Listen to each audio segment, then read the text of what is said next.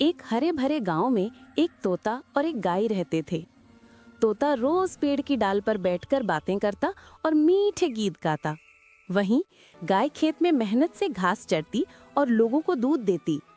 एक दिन तोता बोला, गाय बहन, तुम सारा दिन काम करती हो, थोड़ा गाना क्यों नहीं गाती? देखो, मैं कितना मजे में हूँ। गाय मुस्कुराई और बोली, तोती भाई, तुम्हारा काम गाना है और मेरा काम देना। हर किसी की अपनी पहचान होती है।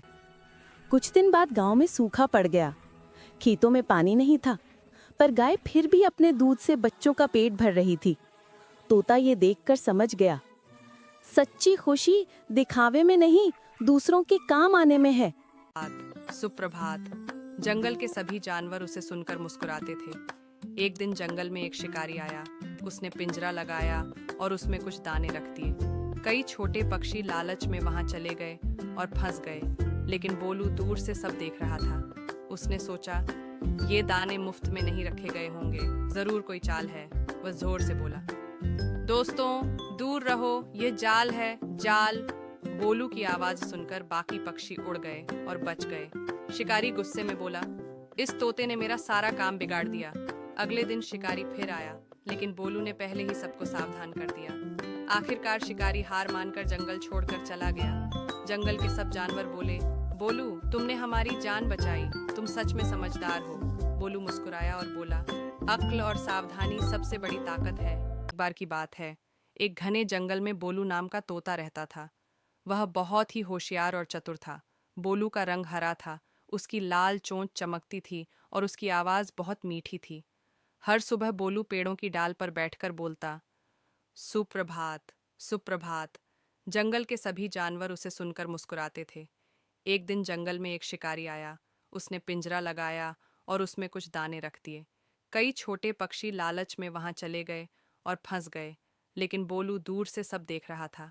उसने सोचा, ये दाने मुफ्त में नहीं रखे गए होंगे, जरूर कोई चाल है।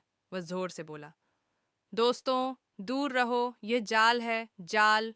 बोलू की आवाज सुनकर बाकी पक्षी उड़ गए और बच गए। शिकारी गुस्से में बोला, इस तोते ने मेरा सारा काम बिगाड़ दिया।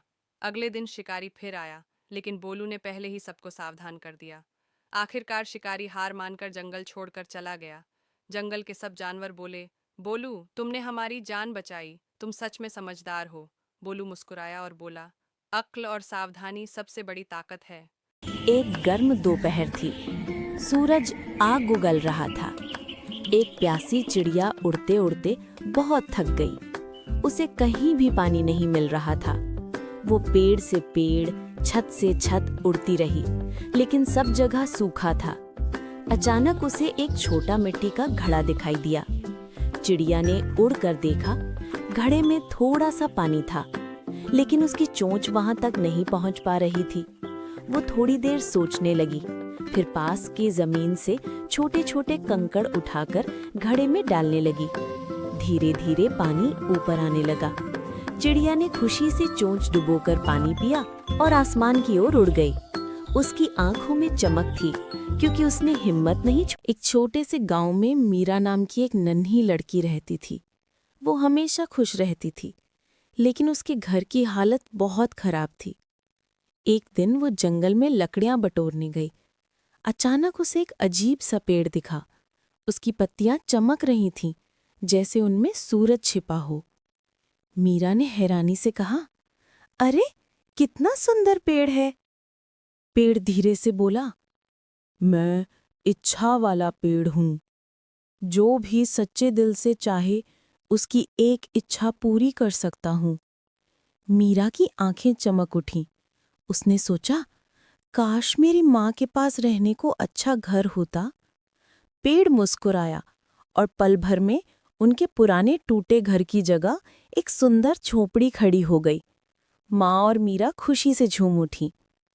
अगले दिन गांव के कुछ लालची लोग उस पेड़ के पास गए।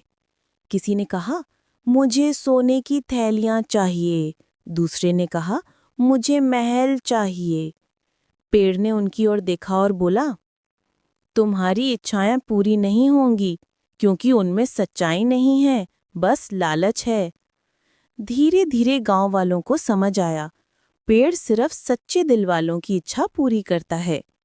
मीरा रोज पेड़ के पास जाती, उसे पानी देती और कहती, धन्यवाद मेरे दोस्त।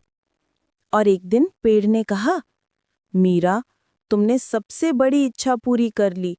दूसरों के लिए अच्छा सोचना।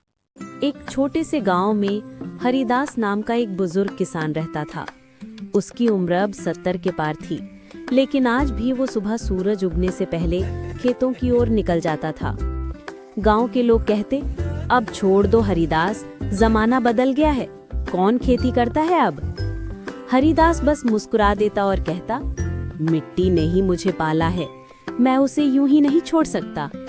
साल बीतते गए, बारिश कम होने लगी, जमीन सूखने लगी। कई किसानों ने अपने खेत बेच दिए, लेकिन हरिदास ने नहीं।